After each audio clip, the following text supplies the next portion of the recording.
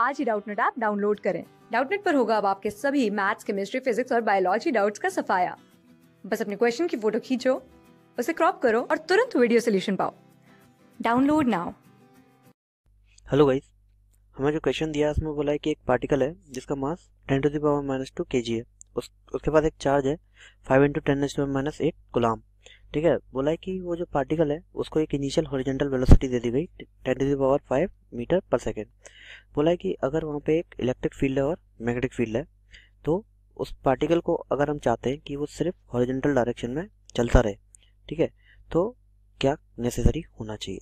तो हुआ क्या कि हमने एक पार्टिकल को जिसका मास m था, चार्ज e था, मान लेते हैं, ठीक है, वेलोसिटी दी हॉरिजॉन्टल डायरेक्शन में। अब बोला कि उसके ऊपर एक फील्ड लगा दी E, एक फील्ड लगा दी B, तो वो हमारा सिर्फ हॉरिजॉन्टल डायरेक्शन में चला जाए, मतलब कि उसकी जो डिफ्लेक्शन ना हो उसमें।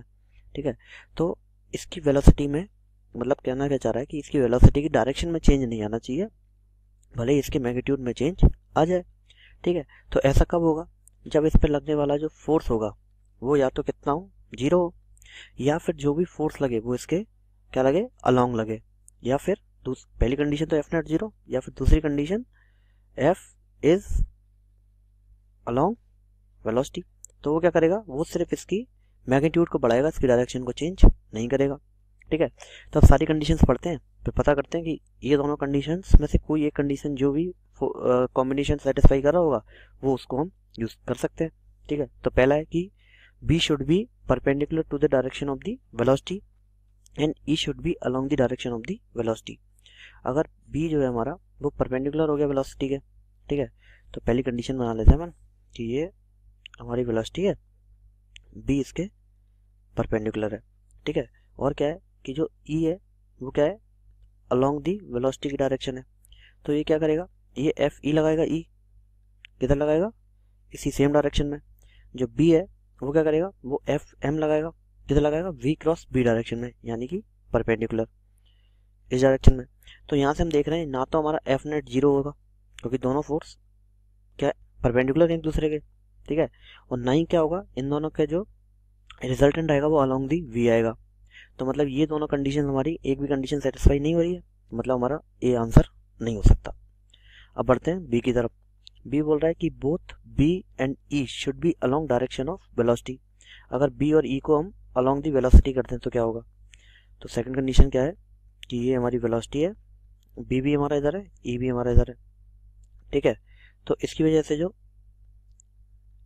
FE आएगा, ठीक है, वो किधर आएगा, along the direction of velocity आ जाएगा, क्योंकि जो FE होता है वो हमेशा जहाँ इलेक्ट्रिक फील्ड होता है उसी डायरेक्शन में आता है।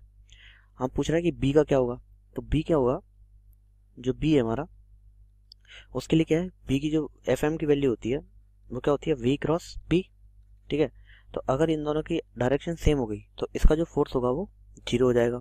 तो मतलब F0 कहाँ गया हमारा, अब B का 0 हो गया, और FE का अलोंग V है, मतलब कि हमारी सेकंड कंडीशन ये सेटिस्फाई कर रहे हैं कि F इज अलोंग V। अगर F अलोंग V हो जाएगा तो हमारा क्या हो सकता है, ये बिना डिफ्लेक्ट किए जा सकता है, मतलब B हमारा आंसर हो सकता है। अब C पढ़ते हैं कि both B and E are mutually perpendicular and perpendicular to the direction of velocity, कि B और E दोनों क्या हो, आपस में परपेंडिकुलर हो और वेलोसिटी के भी परपेंडिकुलर हो, मतलब कि V हमारा इधर हो, E हमारा ऐसे हो, और जो B है वो परपेंडिकुलरली अपवर्ड मान लें।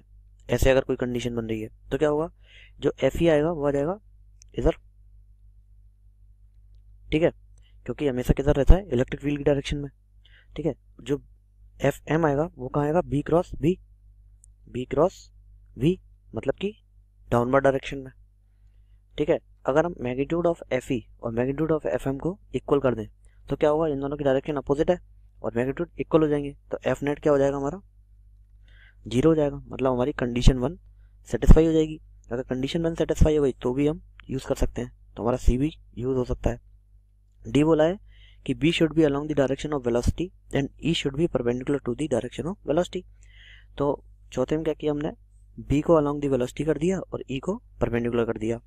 ठीक है, तो क्या किया, B तो हमारा अलोंग द वेलोसिटी हो गया और E इसके परपेंडिकुलर हो गया।